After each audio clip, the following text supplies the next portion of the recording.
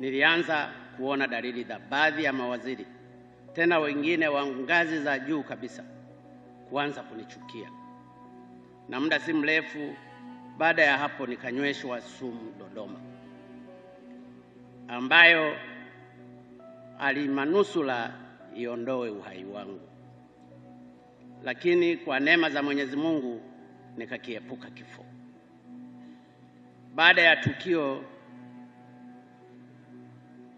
la kunusurika katika kifo, nilimwendea Mzee Mkapa kumweleza dhamira yangu ya kutaka kujihuzuru. Nakumbuka siku hiyo aliniangalia kwa jicho la baba na mwana, akinihurumia.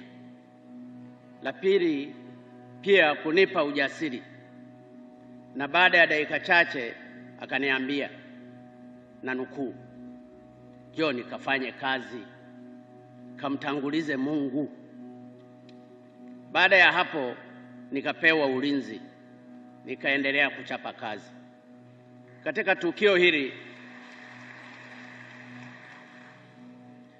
tukio hili nilimwona Mzee Mkapa kuwa ni mtu anayekupa matumaini hata kama wewe mwenyewe umekata tamaa. Mzee Mkapa, nakushukuru sana. Nimejifunza kutokuwasifu wateule wangu hata kama wanafanya mazuri mengi, kwa sababu ninajua yasije yakawapata yaliyonipata mimi baada ya wewe kunisifu. Lakini hata hivyo, saa nyingine ninashindwa, huwa ninawasifu, baadaye nakwenda kukumbuka hayo yaliyonipata. Kwa hiyo nimeona niliseme hili.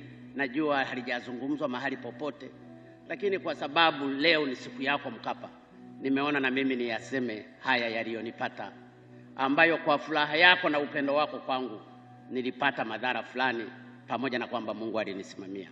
Asante sana kwa kuniamini Mzee Mkapa.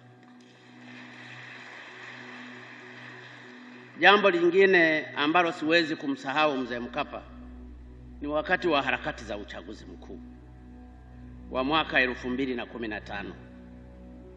Kama mnavyofahamu, kipindi cha kampeni kinapofika, kila mwenye nia ya kugombea nafasi fulani ya uongozi huwa anawatafuta watu ambao anaamini watamuunga mkono. Mimi pia kwenye uchaguzi mkuu wa 2015 nilifanya hivyo. Nilikwenda kwa Mzee Mwinyi, nilienda kwa Mzee Mkapa na nilienda kwa Mzee Kikwete. Kwa kuwa leo ni siku ya Mzee Mkapa,